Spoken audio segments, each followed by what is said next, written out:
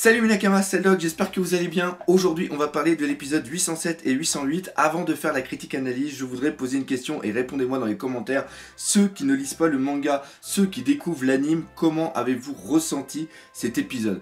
Quelles sont les émotions qui s'en sont dégagées? Comment l'avez-vous vécu? Est-ce que vous avez pleuré? Est-ce que c'est venu vous chercher au fond de vous?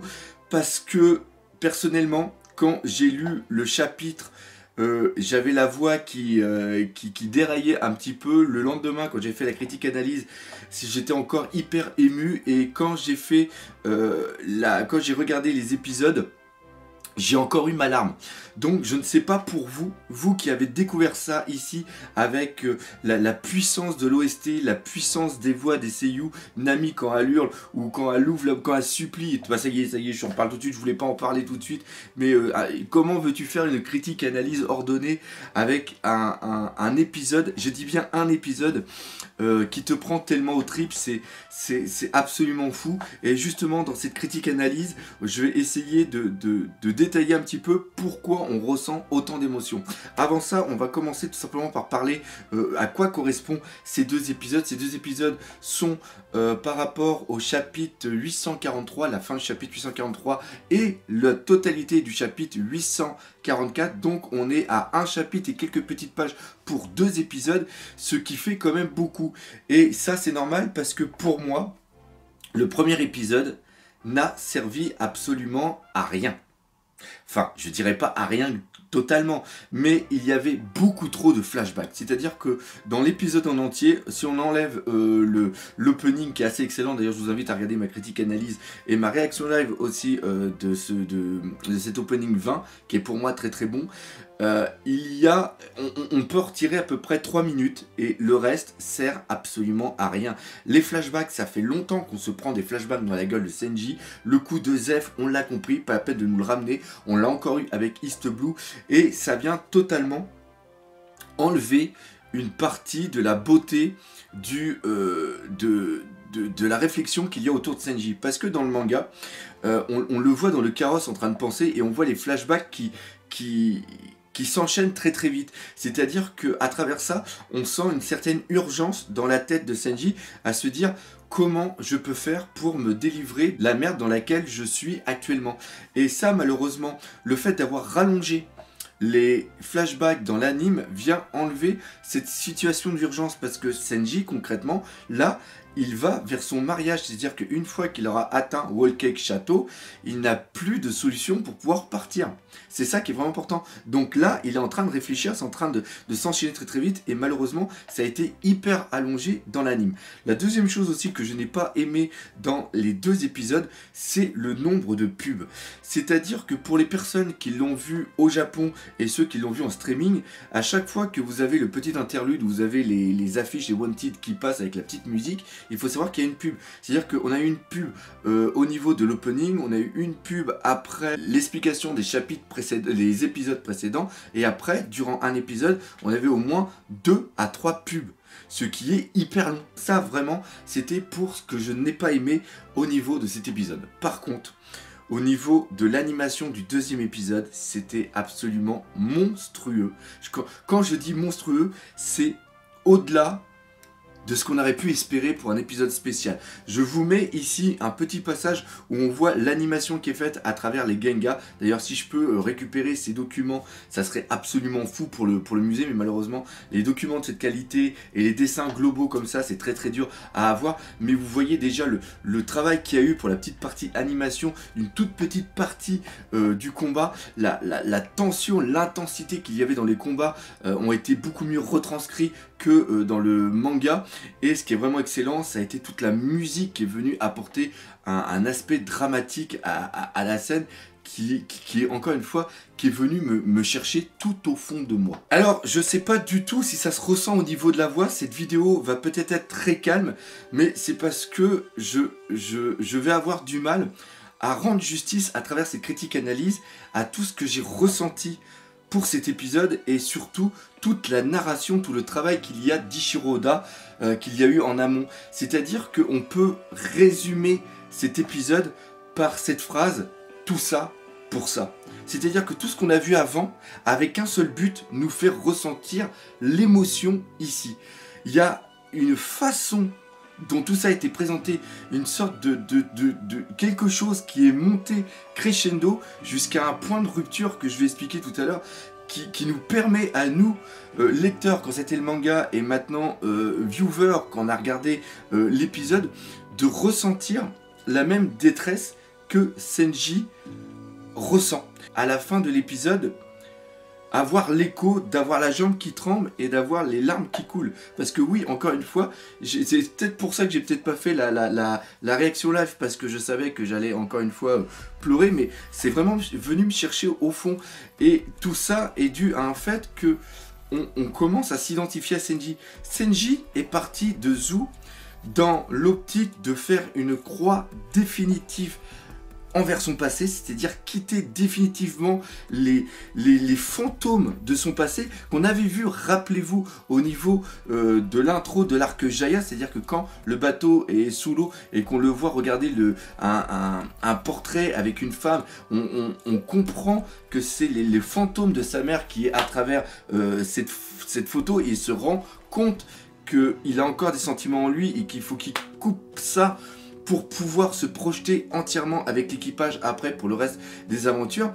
Et à travers Zou et le moment de partir avec Capone, il trouve cette solution en disant je pars mais vous inquiétez pas, je reviens. Et malheureusement, ce qui se passe au niveau de cet arc, c'est-à-dire que les emmerdes viennent se rajouter sur Senji jusqu'au moment fatidique où il a les menottes. C'est-à-dire que les menottes symbolisent que, contrairement à ce qu'il aurait pu espérer, il est toujours prisonnier de son passé. Et il y a un sentiment d'urgence qui vient se mettre en place parce que le chariot qui l'emmène jusqu'à Whole Château le rapproche de sa destinée, le rapproche de son mariage, et il essaye de trouver une solution pour s'en sortir. Il réfléchit et c'est à ce moment-là qu'intervient Luffy, et malheureusement Luffy ce n'est pas le plus intelligent. En plus il dit bien qu'il avait confiance en lui, je savais que tu allais t'en sortir mais je voulais pas attendre donc j'arrive. Et là Senji se retrouve devant un fait accompli. Il doit empêcher Luffy de venir foutre son grain de sel, d'empêcher la future mise en place du plan qu'il n'a peut-être pas encore en tête, Senji, pour pouvoir s'en sortir, et aussi ne pas mettre en place le drame qui va peut-être se passer au niveau de Luffy. C'est-à-dire que si Luffy l'empêche de se marier, c'est-à-dire que si c'est lui Luffy qui est l'élément perturbateur, il va se prendre la violence de Big Mom et aussi la violence de sa famille, et ça Senji ne le veut pas. Il veut trouver la solution par lui-même, et malheureusement Luffy est complètement idiot, il ne comprend pas cette détresse, il ne comprend pas ces choses, et à partir de là on va arriver dans une sorte d'escalade. Senji lui fout un coup de pied dans la porte pour l'éjecter, et là il y a Yonji qui dit si tu veux je peux t'aider à le débarrasser, et ça vient encore une fois rajouter un élément dramatique. Pourquoi? Parce que tout simplement si Yonji avec la force qu'il a va aller voir Luffy en lui disant dégage gamin ou sinon je vais te latter la bouche, Luffy va foutre un coup de haki et Yonji va aller retrouver Crackers, et là ça fout encore des emmerdes pour Luffy, et donc Senji ce n'est pas quelque chose qu'il veut, donc il doit déjà prendre sur lui en disant ok non c'est bon, je vais m'en occuper. Il envoie des vérités fausses à Luffy pour lui dire non dégage, j'ai fait que j'ai toujours joué le rôle, moi je suis au-dessus de toi, moi je suis un noble, toi tu n'es qu'un vulgaire pirate, tu n'es que de la merde. Et le fait de dire ça, c'est exactement les mêmes injures qu'il s'est pris quand ils étaient à table. C'est-à-dire que quand il mangeait avec ses frères lui expliquaient bien que eux ils étaient à la noblesse et lui il était qu'un vulgaire pirate. C'est-à-dire qu'à travers ça, il fait une projection de la souffrance qu'il s'est pris en jeunesse, et aussi quand il était au repas, tout le sarcasme qu'il a eu, et il sait qu'il va faire mal. En disant même que Luffy sera incapable de devenir le seigneur des pirates et qu'il n'a jamais osé lui dire, et qu'il n'a fait que être avec eux parce qu'il avait rien d'autre à faire, et que maintenant qu'il est avec sa famille, il va rester avec sa famille. C'est quelque chose qui lui fait mal. Donc là encore une fois il y a une souffrance, et nous le savons parfaitement parce qu'il y a la manière dont c'est narré, on le comprend parfaitement. Donc là, encore une fois, on s'approprie une partie de la souffrance. Et Senji, comme il voit que les paroles ne fonctionnent pas, il est obligé de repasser d'un niveau. C'est-à-dire que là, il passe directement aux actes et il fout des coups de pied. Et on voit bien que les premiers coups de pied qu'il donne, et ça c'est mieux fait dans l'anime que dans le manga, c'est des coups de pied assez simples en lui disant Senji, comprends, je t'en supplie, comprends, va-t'en, je vais trouver une solution après, mais je t'en supplie, pars. Et là, manque de peau, Luffy reste de marbre. Il reste de marbre non pas pour faire chier Sanji, mais il comprend la souffrance de Senji, et à travers le fait de rester ici, il veut prendre une partie de la souffrance de Senji en lui, parce que c'est son rôle de capitaine. Et là, ça y est, ça commence. Ça commence. Et il le sait au fond de lui que Senji est pris, qu'il est face à un mur. Et en restant là, il dit, je comprends, vas-y, envoie-moi ta colère et on va réussir à trouver quelque chose. Et c'est totalement différent de ce qu'on a pu voir de Bellamy contre Luffy, ou encore de Usopp contre Luffy, j'arrive pas à trouver mes mots. C'est-à-dire qu'à la fin du combat, quand il met Usopp KO, il pleure, il sait qu'il vient de perdre un ami, mais il sait qu'il est obligé d'avancer. Et c'était quelque chose qui était obligatoire parce que ici, Usopp avait déjà dit qu'il voulait partir. Il voulait partir définitivement, alors que Sanji, ici, il dit qu'il veut partir pour trouver une solution pour mieux revenir. Si vous voyez les choses. Et quand il y a le combat contre Bellamy, où justement Luffy accepte tous les coups, on voit qu'il qu'il est en acquis, on voit qu'il se protège quand même des coups pour dire à Bellamy, ça sert à rien, les coups que tu me donnes, je sais que tu es... toute la colère que tu as envers Doflamingo, envoie-la moi je vais la prendre, après je vais te mettre KO, puis on va repartir sur une bonne base. Mais il sait que ce n'est pas dramatique. Là, Senji, c'est comme un frère pour Luffy, mais Luffy a quand même ce rôle de capitaine en disant, ok, vas-y, on va trouver quelque chose. Et à ça, s'ajoute en plus, parce que c'est ça qui est complètement fou, c'est les hurlements de Nami. Je sais pas ce qu'ils vous ont fait, les hurlements de Nami, mais quand à un moment il envoie de plus en plus les coups de pied qui a de plus en plus de force, en plus avec la musique qui est derrière, c'est absolument dingue. Et tu as un ami, il y a un moment qui hurle, qui dit pitié, arrête. Le fait aussi de voir Luffy cracher du sang, perdre une dent, le voir vraiment touché, c'est absolument fou. Et là, Sanji sait qu'il ne peut pas, il ne pourra jamais venir à bout de Luffy sans foutre un coup absolument démentiel. Et c'est là où on le voit partir en l'air. Et encore une fois, ça c'est symbolisé quand une ou deux cases dans le manga. Mais là au niveau de l'animation, ça dure quelques minutes et on le voit partir loin en l'air. On le voit lutter intérieurement avec lui-même. Et après quand il vient avec le coup concassé qu'il lui fout sur la tête, et que tu vois Luffy qui essaye de résister à fond par rapport au coup, et à un moment tu vois ses yeux qui deviennent blancs et il tombe au sol. Là, tu vois que le coup, et c'est ce qu'on apprend plus tard, que le coup que Sanji a fait, c'est Sanji qui se le prend. Pas physiquement, mais mentalement, il est complètement détruit. Mais ce qui est beau, c'est qu'il a encore le masque. Putain, je sais même pas, franchement, vous avez dû voir dans l'état où j'étais avec au moment où j'ai regardé l'anime. Ce qui est beau, c'est qu'il a encore ce masque, et si vous voyez aussi le petit parallèle, c'est que quand il se prend les coups de pied par ses frères, sa sœur lui met justement un masque pour pas qu'on voit dans l'état où il est réellement. C'est-à-dire qu'on voit pas tout ce qu'il a ressenti. Et ce masque-là, il l'a encore. Et il y a un très beau parallèle ici. Et il arrive à prendre sur lui. Il arrive à rien faire voir à ses frères. À montrer qu'en gros, il est comme eux. C'est un gros connard qu'on n'a plus rien à foutre de son passé. Et qui va aller maintenant se marier, retrouver Pudding. Et il arrive encore à résister.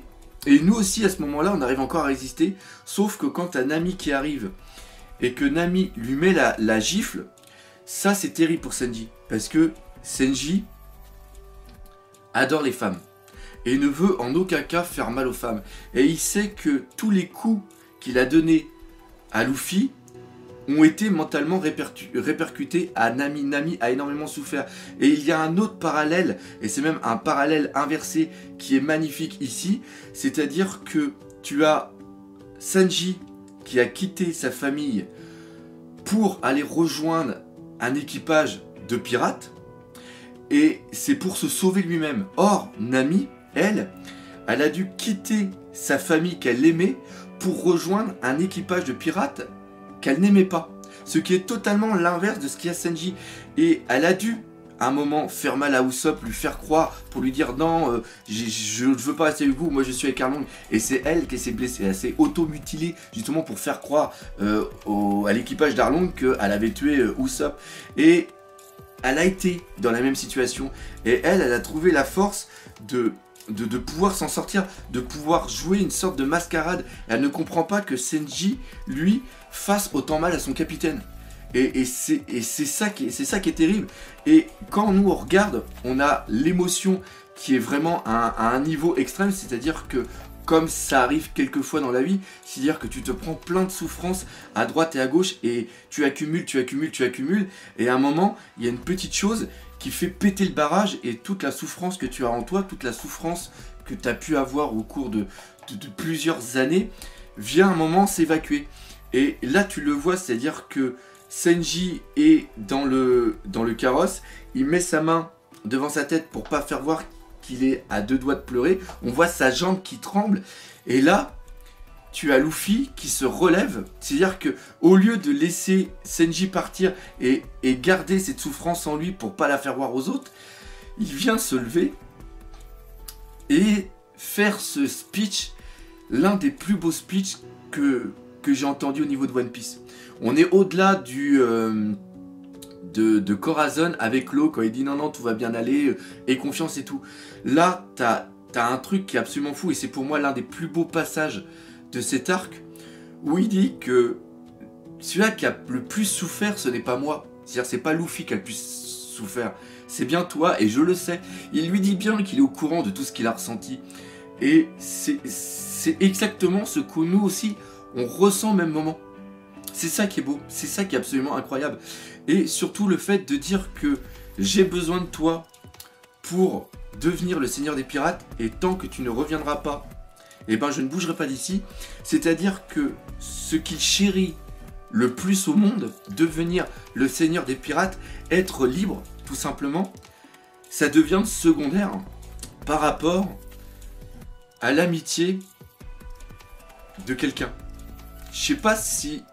On est dans un manga, je le comprends parfaitement, mais mettez la même situation dans le monde réel, c'est encore une fois, c'est un message véhiculé par Ishiroda qui est absolument admirable. Et on ressent tout le dilemme de Sanji. On s'approprie sa peine au fond de nous. C'est ça qui est magnifique.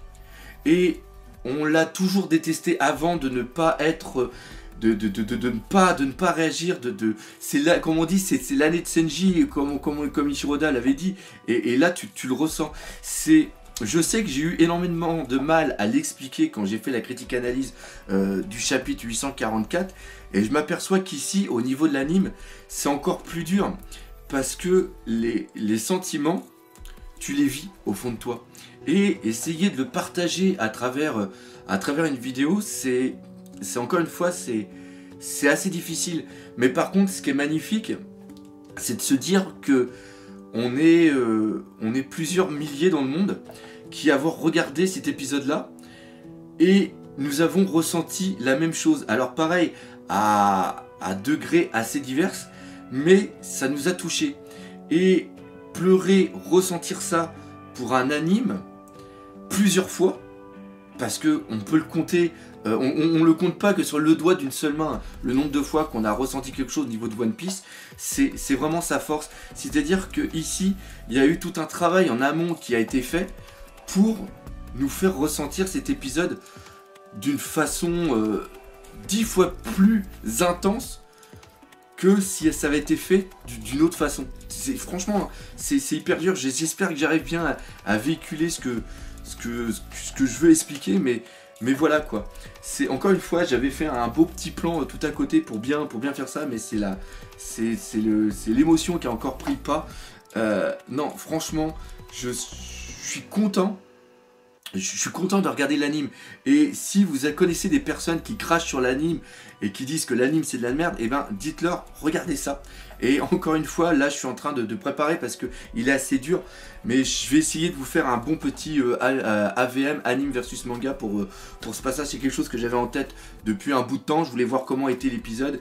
Et franchement, j'ai j'ai pas été déçu et ça fait plaisir. Donc voilà, c'est là-dessus que se termine cette critique analyse un petit peu spéciale sur cet épisode. Je savais que ça allait un petit peu partir en live. J'espère que vous l'aurez apprécié. Elle était quand même, je le sens là au moment de parler, que c'était quelque chose qui a été assez calme, et je pense que c'est quelque chose qui est dans le thème justement de cet épisode.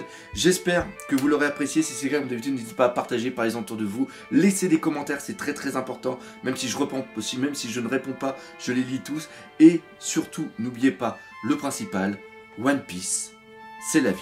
Allez, salut mes Nakamas.